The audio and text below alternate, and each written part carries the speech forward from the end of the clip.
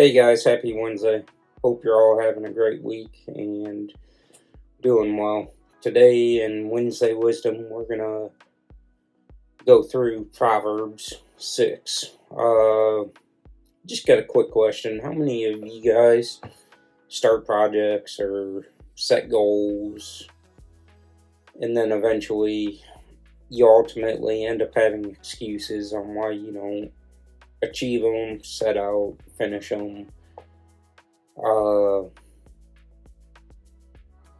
This kind of reminds me of last year. I set out to read the Bible in a year, and it's been a project that I've been working on for years, to be honest. And last year, I can say I finally accomplished it, but I will admit, throughout, it didn't come easy. There was numerous days where I got behind and laziness came in and I'll get it tomorrow and made excuses, and eventually excuses compounded and I got myself way behind and ended up having to really put my head down and study the Bible for, instead of 15 minutes a day, I was having to do an hour and get caught back up, which made me think of Proverbs 6 through 11, and I'll start off with reading it. Go to the ant, O sluggard, consider her ways, and be wise. Without having any chief, officer, or ruler, she prepares her bread in the summer, and gathers her food in harvest. How long will you lie there, O sluggard? When will you arise from your sleep? A little sleep, a little slumber, a little folding of the hands to rest, and poverty will come upon you like a robber, and a want like an armed man. So, I'll sit here, I'm going to break down some of it. In verse 6, I find it interesting that King Solomon, who's writing this proverb, uses the ant. The ant's a small animal. It's not important, but it's wise in how it lives its life. It's in verse 7, it states the ant has no boss. The fact that the ant works all summer collecting food for the winter shows the ant's initiative. The ant has no supervisor, no manager, yet the ant still works faithfully. A wise person does the right thing without being forced. This is what I'm taking away from this. And this is all about self-discipline. In verse 8, wise people prepare in advance, just like the ant is storing up food from the harvest for the winter. We need to be preparing spiritually and practically, preparing our lives financially, character, and faithfully. Everything we do ultimately should come back to what we're doing for the kingdom. In verse 9, how long are you willing to keep putting things off?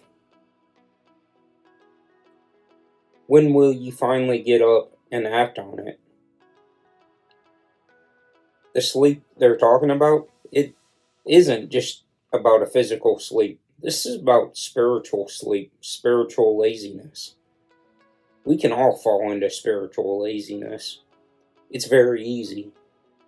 You can get caught up in the routines of just going through and checking boxes. I went to church on Sunday. I opened my Bible app and read my daily devotion. Are we really digging into God's Word? Are we living our life the way Christ is asking us to live?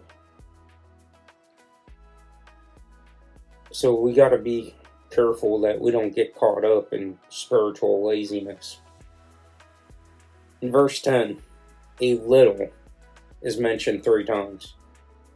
I love the Bible. Whenever the Bible repeats stuff multiple times, I take note.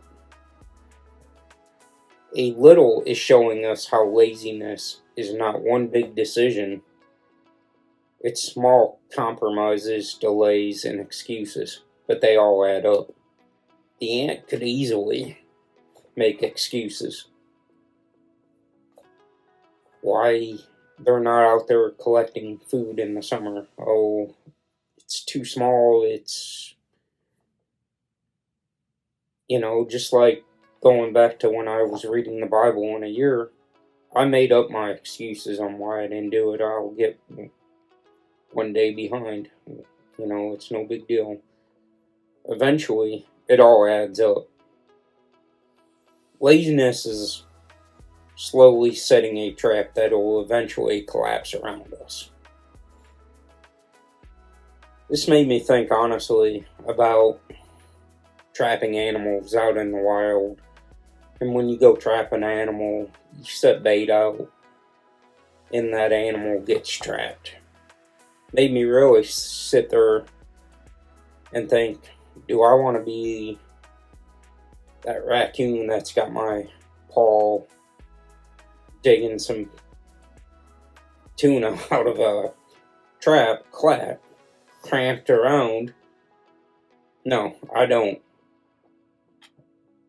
And when we make the excuses, we're just setting traps. We're slowly getting ourselves into a big trap. We're running into a snare, and it's around our neck, and we're just still going full tilt straight ahead, and that snare is just closing in on us. So let's not get caught in the trap. And if you don't discipline your life will eventually discipline you. And 5 key takeaways that I took away from Proverbs 6 through 11.